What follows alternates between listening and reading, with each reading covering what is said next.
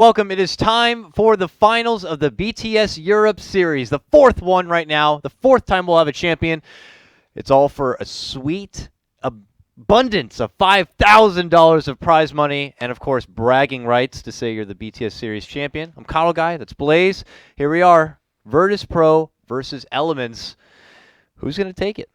My mind says Virtus.Pro. I mean, they've been playing really well over the past few series, and in general, I think this team has a little bit more synergy coordination built up. They look really crisp in their execution for the early game, which Elements, their match against Vega, they were able to win it out, and they are generally a fast tempo team, but one of their matches came down to essentially luck that Vega weren't as aggressive as they could have been, and they were able to draw the match out and therefore kind of come back into it.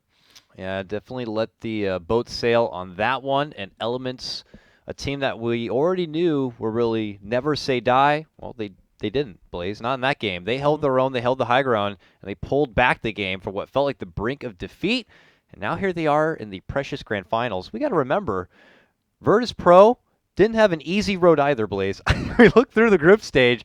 They were the only group to have a tiebreaker in which Virtus.Pro were able to kind of just etch themselves out from. They did have that 1-1 draw against the Fantastic Five, and then another 1-1 draw against, Team Pro Dota Gaming.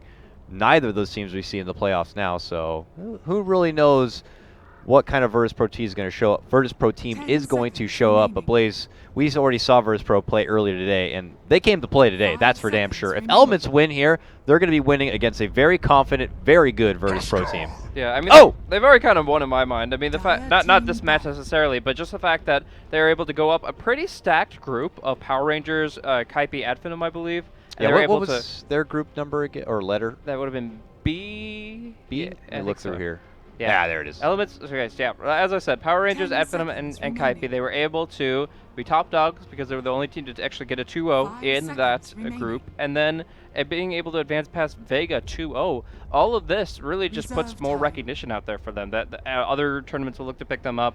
They might have been ones that were kind of scrambling to get into Pro Dota Cups or whatever, but now, who isn't going to look them over? We're definitely inviting them to the next one. So, with that in mind, it's just it kind of snowballs from there. They've played really well. They deserve it, and I can't wait to see what this team brings as we go further, no matter whether win or lose against Virtus.Pro here. But we do have a draft on our hands. We did see the opener here of an Oracle Huskar with the AA ban, and we'll see if VP have a clear answer to that one. And Elements is not just I feel like one of Elements' strongest aspects, this is of course coming from my expert insight, is their drafting capability, or to kind of just make their game plan work out for itself.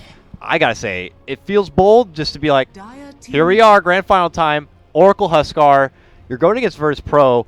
There could be a wealth of options out there to counter the Huskar. They don't care. I mean, they're getting some bases covered. Yeah, they got the ban now of the AA in the second phase, but that's so much out there that you can't help but scratch your head at Elements like what's up their sleeves. They're already showing the Huskar, but there's something up their sleeves. It's not so much more that they're a more diverse team than others. It's more that they just have their own unique style and they're not afraid to push it. So they have probably the same amount of heroes that every other pro team has, but those heroes are very different from what's standard in the meta games. They're running Spirit Breakers, they're running Huskars, they're running heroes that can really get up in there and fight well, and they seem to have no trouble in their own unique playstyle. So opening up with the Oracle Huskar, we used to see Alchemist second pick into AA band 3, and that worked out pretty well. We'll see if this does. Like you said, there are plenty of counters. Anybody that wants to carry a Silver Edge this game, anybody that does raw, hard, physical, or pure damage. OD is something that we got to see earlier. I'd actually love to see no one play the Outworld Devourer here for Virtus.Pro, but we'll have to see if they want to pick it up third, fourth, or at all. I got to end this once and for all. Sorry. I'm a very irresponsible. Okay, Steam, work with me here. All right, goodbye, everybody. It was nice to see you come online and play games. But back to the matter at hand here. Virtus.Pro waiting their third pickup now. Early commitment to Elder Titan, one of those factors that are still very good to have against the Huskar here. What about... I feel like the last time I was thinking Tinker, I also was skeptic to see if no one even played the hero. Only because you already have Elder Titan. I think he's not too shabby against Huskar, but they'll obviously go for their 5 position here. I think OD is a fine 4th pick because they don't think that Elements are going to want to pick it up for themselves in the situation in particular, but in any. And so they can go for a better support pickup to kind of build up their laning phase. They've already got great fight potential in Void ET, so they really wanted to just grab a support that could have worked well in Element's lineup, but definitely works well on their own, and that's Disruptor all around, because he's one of the best all-around supports in the game. And I still think they're actually going to go for OD 4th pick, but you know, remains to be seen. Elements, how do they build around this? Do they want Huskar to be like they're all in? Do they want that to be like, this is a whole Huskar draft? Yeah. We're going to push it down before 25 minutes. We're all building around here and making sure that he's the big core. Or are they actually going to use Huskar as the space creator and the one who creates a buffer for a harder carry to get farmed? What other support would say we're really going to go on with it? Do you get something like the Omni or like the additional heal? Do you get, like, I was thinking like a silencer maybe, just totally disrupt the flow of Virtus.Pro, and when they try to make an engagement happen, obviously could be good to counter the Void. But support Naga is still a pretty good option here, I would say. Support Naga. Being able to respond to an ET Stomp or a Chronosphere at a moment's notice with the song is really potent. Has the same value as the Silencer, but he's even tankier. And yeah, I think that actually probably would be good if they have it in their pool. I know that Milan plays quite a wide array of heroes in the 4 position, so it's quite possible. But for now, we see the Sand King here, most likely as the offlaner for Mitch. And it's all about tempo, it looks like. They might just make this a full-on Huskar draft. I mean, Sand King's one to be able to kind of jump the ropes, if you will. He can get himself into those back lines, closing the gap and disrupting people like Disruptor, who are there just trying to kind of lay down the crowd control. So Sand King can definitely be a big problem, and obviously add some AoE factor to the team. Some big team fight after all. You can't, you know, you want to put a lot behind this Huskar, but you got to make sure you get as many bases covered as possible. Sand King gets you in the stun department. He gets you in the team fight department. He's good, man. And, you know, if things were to not work out in his favor for the off lane, he has jungle options there if necessary. But, you know, in this new day and age of the magical thing known as Caustic Finale, it's really Sand King who is the king at the end of the day. To an extent, for sure. They say one king is the only king that matters, but we haven't seen much of him. So yeah, I would say that, yeah, Elements are in a pretty good position to just kind of pole vault into early lead. Just going in with like a quick burrow strike and then the life break from the Huskar, you're able to nuke down somebody's HP really quickly. And while Void is fine to get away from that with Time Walk, as they're now putting him in the carry position because of it, yeah, they could still initiate on any other hero essentially. Even the Slardar could be burrow struck on, and they could still probably get a kill out of it. So I think they've got great tools for initiation, great follow through with damage. Yeah. They have to be a little bit worried about the Void here. It looks like it is going to be a safe lane Void. I feel like that's something we've been seeing even more of. I don't know if it's due to circumstance of just how drafts have panned out, and they felt like they needed like this new necessary tool in the off lane, so they shifted him over. But I feel like, at least with this BTS series, overall, it's been much more safe lane farming Void. Yeah, I mean, Manta Diffusal, everybody's seeing the full potential of it, really, and it's a hero that can really come online quickly and of his own if he's built properly. And you're going to need the Diffusal Blade here, because you're up against not only the Oracle, but, of course, this Omni Knight, who, as you mentioned before, is a great hero to just keep Huskar alive, keep Huskar fighting. Yeah. That's what to me felt like. If we're going all in on this Huskar, you get something as ridiculous as that. It's a bit ridiculous now. That is a lot of power here. And I don't know, you put a PA with it as well? Like, what is another missing piece of this puzzle here for Elements if they really want to kind of go off the rails that can match like a power peak of Huskar? Yeah, that's an interesting question, actually, because obviously you're looking for a tempo core, and, well, you could just go for something generic like a Juggernaut or something like that that can still kind of push towers down. Is that something you need? I'm actually curious what really fills that gap and allows them to keep fighting with the heals behind it. But nothing is exactly coming to mind other than the PA and the Juggernaut. PA, but I feel like she does. It takes a little longer. It takes a little bit more from PA if she wants to hit like Huskar would be hitting at his moment right there. Yeah, no, there's nobody as fast as Huskar, but I'm thinking like the second like best. What, probably Razors? What about like a Razor or something? Yeah, you could go like a Viper or a Razor. Yeah, yeah, like Viper, yeah. Pugna. If you want to have a real good time and you really want to go in with push. Yeah, I think the big thing is they are lacking game-ending push, so I feel like anything that could break the high ground better. Huskar's okay at it, but you want something even more so. So anything with Blightstone. Templar Assassin wouldn't be bad this game, actually. Like, only the Disruptor's Q is actually going to be able to break Refraction, so I'd love a Tia here. And while we wait for Elements Pro Gaming to pull out their ban here, you already mentioned Void is already a Diffusal candidate for the team of Virtus.Pro, but do they have to get even something else to add on top of that? The ban is on Tinker, So does still leave the OD you were mentioning before, but do you think that's still a solid pick, or do you think they have to get something else instead to deal with the Omni? Yeah, I mean, you're not going to really be able to deal with Omni unless you can like find a way to reposition. If he sends too far, Slaughter can jump him, and you might be able to follow that up, but it seems a little bit difficult. I mean, yeah, you try to silence and kill the Omni whenever you can, but if that's not open to you, I don't know if you could do that through a drafting method. Like in pubs, yeah, I'll pick up a silencer because a lot of the Omni Knights I go up against won't know how to position, and you get to global silence and kill them off before they can react. But a professional level Omni Knight's not going to let that happen. The OD actually comes out from elements of all things. Curious at all if that could have been a deny pick in itself, but I mean, technically yes. We were talking about it already as a possible mid, so it is at least has some value as a deny pick. But even more so, there was a patch way back when the most 10 seconds obtuse thing, and especially North American pubs, was Omni Knight OD, where OD was at a oh yeah, where before pre-nerf OD. Yeah, Omni, OD every game. Whether the support Omni Knight, offlane Omni Knight, it didn't matter because you would just obliterate people. That funny thing is that really never left the pub realm. Yeah. Like everybody's like, it's coming. It's coming. This is a thing. Like pro players, they were tweeting about like, okay, this OD Omni thing has really got to end. It's obnoxious. But like it was only in like 3 competitive matches. Like yeah, it wasn't still not very popular because Omni Knight is a really hard hero to play competitively. But at the end of the day, OD is still going to be the frontliner here for Gogi, and but look at this pickup. They're confident. Shadow Fiend. The no one Shadow Fiend too. This guy is a top Shadow Fiend. But as we all know, Shadow Fiend has been a bit with the meta. It has felt more like the stars need to align for him to really be able to make this work. Why here and now though? Outside of the fact that it's obviously a comfort pick for someone like no one.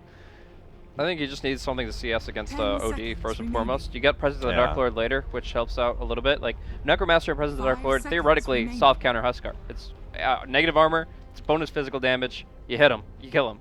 But why not like? And I don't mean to totally like just jump in on this, but why not like a Viper who could have been good at kiting against a Huskar? Could have matched up fine against an OD. I think he's a respectable mid laner in that, right? Him or Razor, like in that aspect. Yeah. Viper's fine, but like you want even more to be able to fight up into like the later stages of the game too. As your job here for VP is to turtle. You've got wave clear. Like when you put out an Astro Spirit from the Elder Titan and then you do a Shadow Razor 2, no creep wave. So there's no push. So there's no tower killing. There's no tier 3s getting broken down. And the big thing is that while we talked about it before, Huskar kind of is only okay at breaking down towers. Yeah. OD's miserable. This is not the Outworld Demolisher. This is the Outworld Devourer. He'll devour your heroes, but he'll leave the tower standing. So I think a really good wave clear comes in from the Shadow Fiend. Like Viper, like most of these kind of ranged edgy mids, you can go for Silver Edge if that's your choice. So I think Silver Edge from no one could be pretty devastating because you either get a really nice opener, you like Requiem of Souls and Omni Knight, that's a way to pick them off. Yeah. Or you could just, of course, go ahead and just hit once with the Silver Edge, and then suddenly Huskar is doing reduced damage. He's under Presence of the Dark Lord. He doesn't have Berserker's Blood. He just dies. It's even with the Oracle behind it, it sucks. So I really do feel like no one's Shadow Fiend does have the potential to bring this back, and it's just going to come down to the early game for both sides to try to swing the momentum one way or another. And away we go on pause, and already swiftly as they TP and smoke out, Pasha right to the mid lane. Milan happened to be right there on the other side, and he's like, cute ward you got there, buddy. But that's not my 50 gold. Pasha is like, maybe I could deny it? No. The mind games. Sweet, delicious, 100 gold. Okay, so that's like, you got a construction project, you got the last nail you got to hammer in, and you're just like, gotta make sure this is right. Don't break my thumb on this thing. Don't, obviously. All well sweaty little Pasha has to sit there watching it happen too. It's nice little mind game at the start of this one, but should be a good time here. I'm personally very excited to watch a swift ending Huskar. I know he has played it leading up into the BTS series. I don't think I've been able to watch it firsthand. I've seen a lot of his other big man-up kind of heroes, including the Lifestealer performance we saw earlier today. Now with his hands on a Huskar, this kid's going to be vicious. I'm super excited. Yeah, he likes to go in. He's up against a melee hero. He's got boots of speed. I mean, what else do you need? This guy is going to zone the Sauter back. I assume that protection is going to turn into a Talon pretty quickly because, yeah, Ipashibashi is like, or however you pronounce it, is not going to be staying on that lane for all too long. We're going to see no one get his little bounty here. And I'm going to keep an eye on him because I really feel like his first few last hits building up that Necromastery, as well as this Observer Ward they placed to make sure that he doesn't get ganked. These are two critical things for making sure that he gets online and is able to actually fight up against the OD. Having to commit that second obs in the mid lane after you just lost the first one too is definitely going to be... Still the right play. Like, you have Yeah, to. you have to do it. It's just because you have to do it, that means your side lanes are not going to get anything, or you're not going to have appropriate rune vision. So hopefully it's all worth, I guess is really what I could say about it. And it will lead to a strong benefit that no one would be able to have a good head start on that Shadow Fiend and lead him with an early CS. But doesn't mean that the side lanes, including a Huskar lane, can't get out of control that much faster, and possible rotations could come in because this Huskar would be able to soul the lane once they eventually zone him out. Oracle isn't very threatening roaming around and setting up ganks, but options are there now, unless he just wants to go into the jungle and CS his way, but already awkward here for Pasha. Yeah, he's going to have to TP away from this lane pretty soon, I think. Yeah, he's going to try to sprint his way out of it. They get the Fortune's End channeling up, and yeah, Swift Ending just kind of...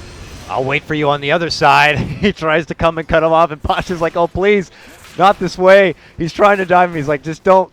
He's pulling him away from the lane and from CSing altogether. Really well. So, yeah, wasting time is nice. And, in fact, it wastes our time for missing out and seeing the first blood. It's actually Mitch and company at the top lane here with the dual lane set up. They might get it. They did. What is that attack? Milan, the range hacks kicking into play with the melee range.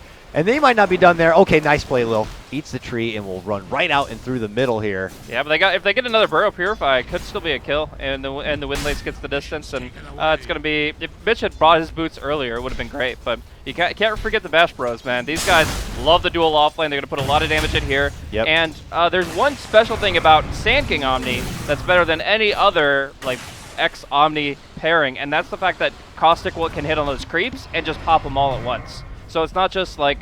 what you do is you lead the kill with like 1 or 2 hits on random creeps, and then you burrow strike and you purify at the same time. You're purifying nuke the hero, you burrow strike nuke the hero, but it's the caustic that pops on to your opposition. So it's really, really good to get this combo up. Level 3, I'm assuming, is where it really gets going. But either way, they've already made their mark. We'll skate back over and down through this mid lane here to see how that matchup is working out. The OD, though, at 9-2, while no one is just slightly behind at 6-3. So not prominent head start, as KotLGuy is doing what is necessary to hold his own. Bomb lane, got to give credit to Pasha. Still living on right now, though the burn probably seriously hurts. Being able to kind of delay that bit of early time, I mean, hell, he got me entranced so much that we missed the beginning of that action in the top lane. So he was able to survive on, and he's trying his best to dance on that XP line. But it's hard to divert your eyes from the Mitch Milan pairing here in the top lane. Yeah. Posh, unfortunately, is caught in a really weird spot where he has like no HP to work with, and it's just going to be Oracle forcing him completely back. But other than that, he's still getting experience. He's still moving up. But obviously, Mitch, with the backup of Milan, is always going to be getting more. Yep. Yeah, Swift Ending is already going to put himself in that commanding position. But I don't know, Ramsey's thankful he has that time walk. There's going to be no help nearby. Solo's en route now, but kill potential is just a lot harder when you're going against Ramses here. Oh, Posh might just die. One more hit coming out. He did get the Fairy Fire, but he's dropping to very low HP. Oh. One more tick. Yeah. He's gone. Straight up. I don't know why he let him get that second attack off. He could have at least sprinted. I mean, yeah, it hurts a little bit more. You take 15% more damage, but you're doubling the damage received when you're letting a second spear hit instead of the first one.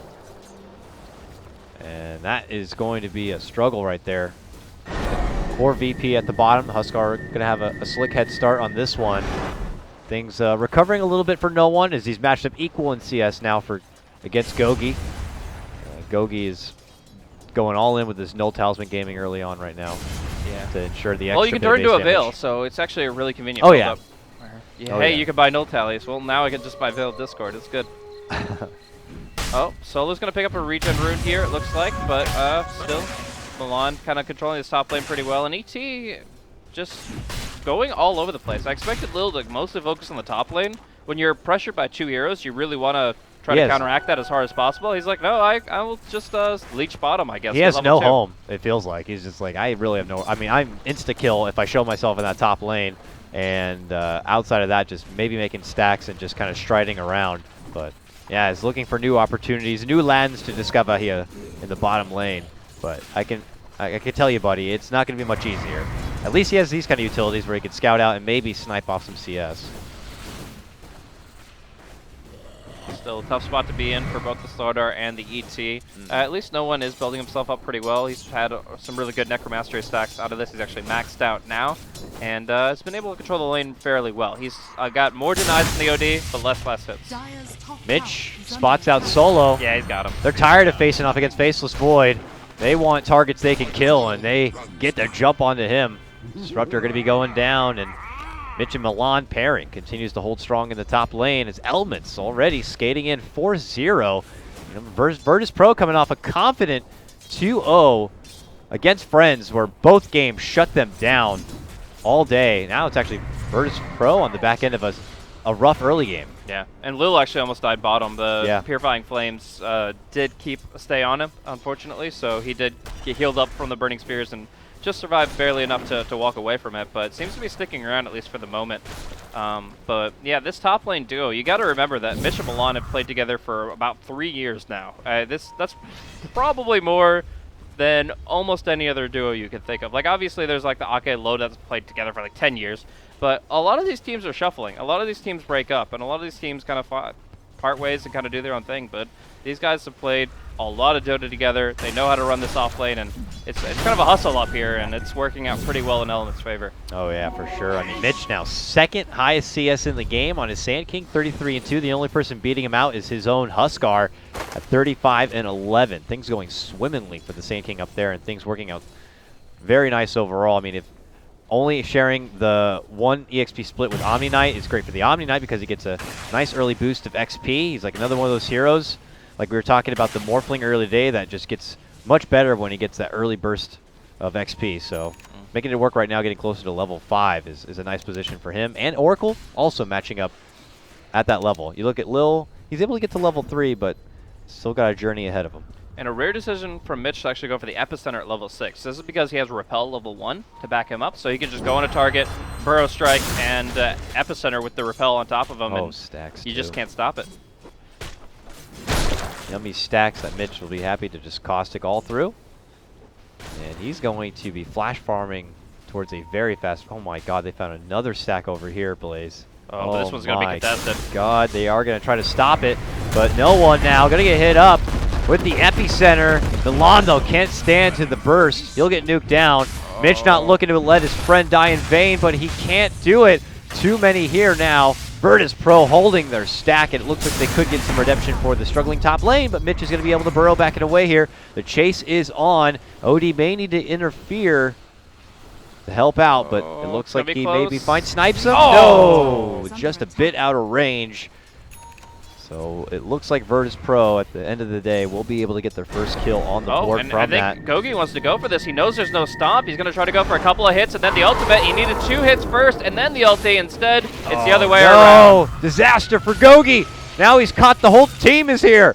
The whole team is looking to chase down this OD, and he's looking around the bend right here. His team's looking to come in from behind. LeBron, they'll get the burst. They'll take out no one. They popped up a chrono for this kill, and KotLGuy is going to get saved up. KotLGuy is going to get saved up with the false promise. They will be able to bring down that Oracle. Oh, that heal just in time. Milan with the clutch heal. Keeps KotLGuy riding strong right now. Pops a repel his way, and they wait for the Astral on the Burrow connection. The turnaround plays from Elements will get the final say in the matter.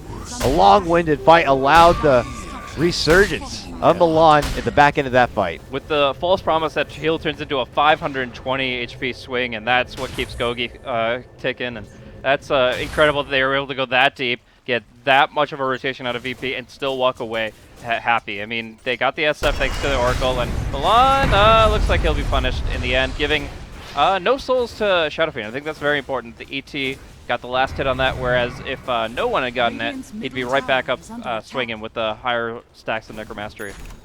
Nonetheless, happy to get a kill back their way. The Omni dropped for now. And it's back to the grindstone here with Ramses and his Chrono being on cooldown. Their fight potential does fall off quite a bit. Mitch kind of getting caught in that mess. Did divert him off the beaten path towards his Blink Dagger, but he's so close to it now. Just simply wants to get through this wave, and he'll be able to pick it up. And then I can imagine Elements are going to look to put it right back to use. And someone not involved, of course, with any of that, this angry man downstairs, Blaze. The Huskar. Can't sleep on the Huskar. I think that's like a sacred rule in Dota. Yeah, essentially, and we're going to see him build up very quickly. He's got Armlet and Morbid, so this guy has false promise on him, then he is just fine. He can Inner Vitality, he'll get double lifesteal, double Inner Vitality heals. The ideal state is actually for him to be below 40% HP, because then he gets the increased healing from Inner Vitality. So this guy can play at very low HP for an extended period of time with his supports behind him, and I feel like there's got to be a point in time where VP try to address it, and I'm not sure how they do. Jesus, Mitch, he gets that Blink Dagger, and before waiting to get his team involved, he just gets the jump onto Lil and just takes him out. And now walks away unscathed. All right, go Mitch. Nice solo pick.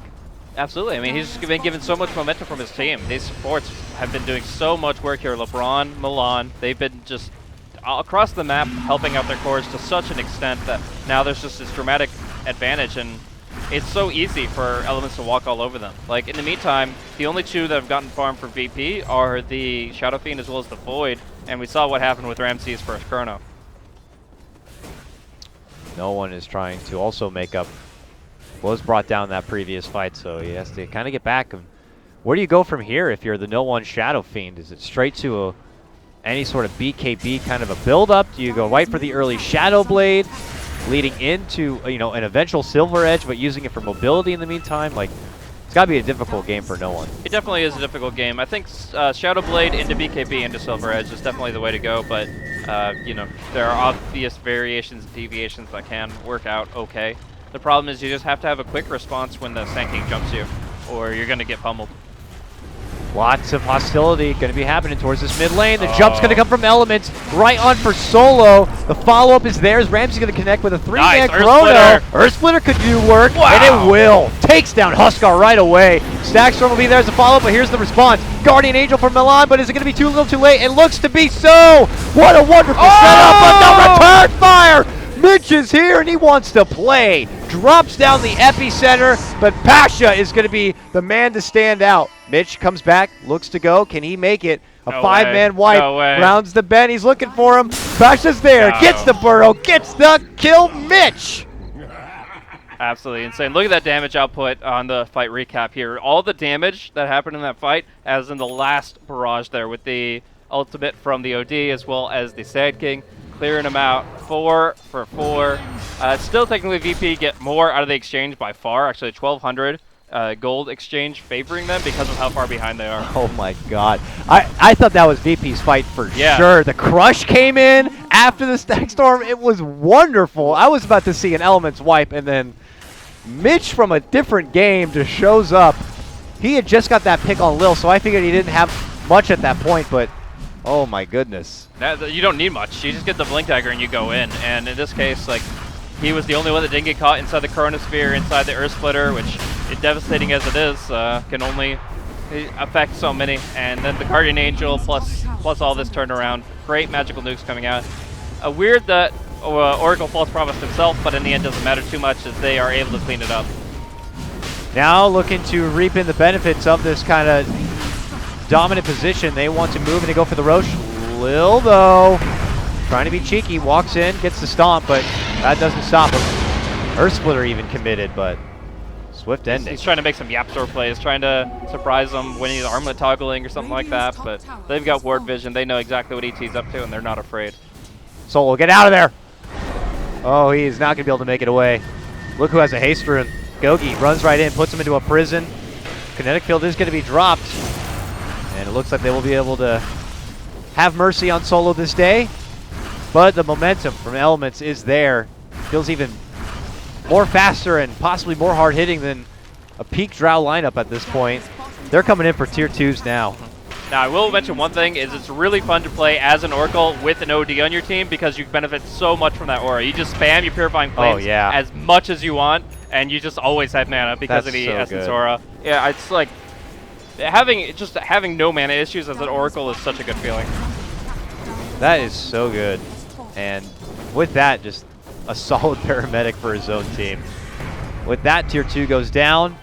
Maybe trying to respond here. Ramsey's in the top lane, pressuring as he looks to finish out his Vlads.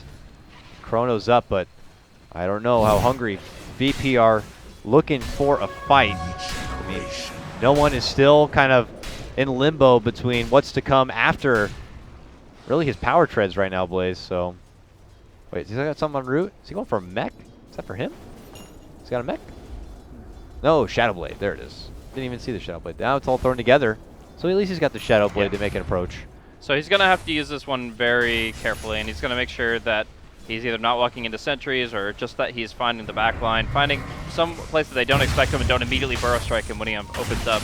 Now, I want to take a step back and look at the game as a whole and say this is actually about to be Element's strongest point. They're picking up the mechanism now or on the Oracle, or they will in 900 gold, and at that point, that's when VP have to be the most afraid and Elements have to be the most confident. However, from that point, everything starts sliding downhill ever so slowly, especially when we're looking at breaking high ground and taking tier 3 towers. Because you got a Dragon Lance on Huskar, so he's a little bit better at approaching those towers. He doesn't compromise his positioning so much, trying to hit the tier 3.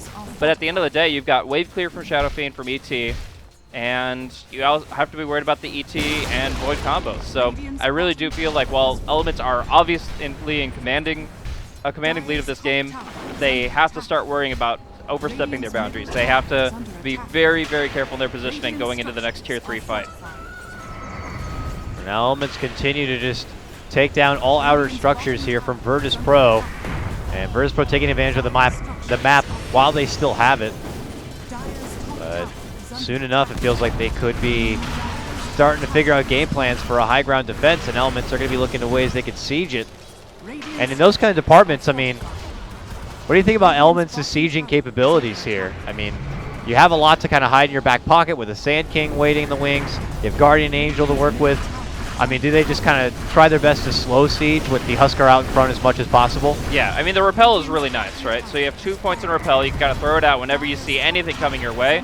As long as you have your creep waves up here, you're golden. But the problem is that if no one gets any opportunity, he's just going to be raising down the waves and preventing it. And he knows they have no sentries right now, so he might go in.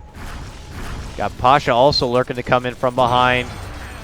Flank plays here. How's it going to work? Jump in, double crush. Go from Milan. Static Storm and Chrono while no one cuts off the Requiem from the backside. Virtus.Pro. Emphatic hold by them. Here comes the second life of Swift Ending, but he cannot get the proper jump. Goki re-engages, drops down the hammer, but it's not going to be very effective. Now he gets crushed and he gets ripped apart. So does Swift Ending. Virtus.Pro. Ultra kill for no one, a 5-man wipe, and this game is even, 12-12, and I would imagine in the net worth too, that was a total speed bump right there for Elements. I mean, just a massive swing in favor of Virtus.Pro G2A. It's one Shadow Blade to rule them all. They did not have detection. They didn't buy a single Sentry Ward up until this point for the purpose of countering out the SF.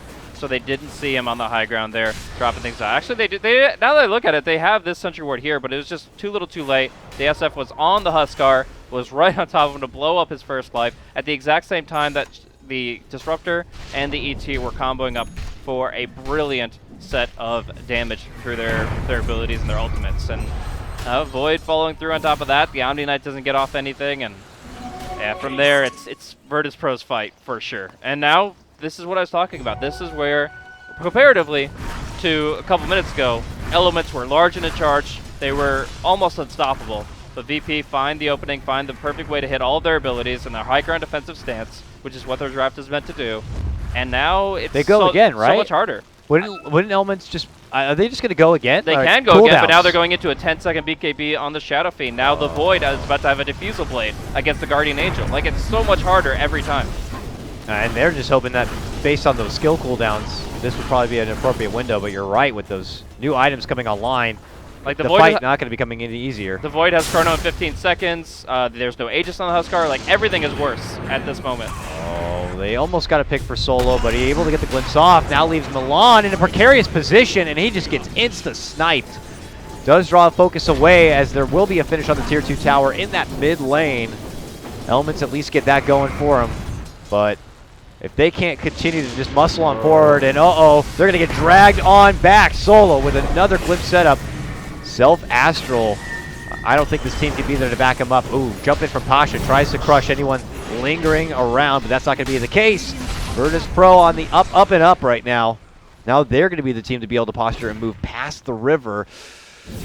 I don't know. I don't forecast too many more opportunities that Elements could be pressuring and moving towards the high ground like they did that time. Well, the Oracle is the one that's the best at forecasting. We'll see what his orb may hold, but right now it is looking really bad for Elements as their primary strat, their primary game plan is now not going to work. There's full control of the Radiant jungle through warding, through smoking, and VP are going to look to take a fight here in mid. Let's see how VP can approach their high ground as they look to finish out the tier 2. And now a mech on the ET, jeez. Yeah, the items are now coming together where they were once lackluster in the lane game. All of that has been totally shifted around with that top hold. All the supports are just getting all those items they were just once starved of. Yeah. I feel like Huskar's like Swift Ending might even be going for a Heaven's Halberd, which the Shadow Fiend PKB is already ready to counteract. So it's a really tough spot. It's just like that their only ward on the map is completely useless right now. That's not going to give them any valuable intel, and VP are free to farm, free to spread, free to do whatever the heck they want, because the biggest problem with Element's lineup that I see is mobility. Stanky can get places pretty quickly, but the Omni, the Huskar, the OD, yeah, they are very clear and very transparent in their movements, and you see them coming a mile away. Even though they're dewarding, like they know they're not pushing out a lane, they know that they don't do that quickly, so VP have nothing to fear. Like the Sauter can go farm all the way out this way, and he knows that there's not going to be anybody there for another 30 seconds. Yeah, in a different game, different lifetime for Elements. If things were going successful, this Omni would be able to farm together a blink, let's say, to be able to make up for the lack of mobility. But without it, yeah, you know, you're not seeing him really able to do what he does best in being able to provide the second life for his team. But that's just one of the drawbacks to a commitment to something like the Omni Knight. You know, it's slow. Poor man can't get in there to do his job, and it becomes a bit tough. But Elements, I don't know. You can't win this game if you're playing the farming game. So certainly they got to do something, and we'll just continue to look for them to come together and try to make plays, whether it's behind smokes, whether it's baiting out their teammates in lanes. They're going to continue to look for opportunities here. Virtus.Pro could just avoid them and stall things out a bit. Like, yep, I think next Roche is really Element's only option. Wait for the Roche, get wards around the Roche, try to push for the next Aegis, and not let it get picked off the way that happened before. Because right now, it's looking even worse. I mean, no one just picked up the Silver Edge. This is the exact build I was talking about. Shadow Blade into BKB into Silver Edge. I thought he'd get it like 30 minutes in the game, maybe. But Shadow Fiend farms fast. He's got an Ultra Kill. He's taken tower after tower. This guy's got a 22-minute Silver Edge BKB. It's ridiculous, too. I mean, he was just scaling out fine through the laning phase. But yeah, once that top fight broke out, and then as mentioned, he got that ridiculous Ultra Kill. He's bringing in everything at a time earlier than expected by Elements, and any new items coming in from Elements are being totally negated. So it's just stuck, puts him in a bit of a pickle here while Virtus.Pro, considering to make their approach, they both know Roche, a very delicate matter in this game.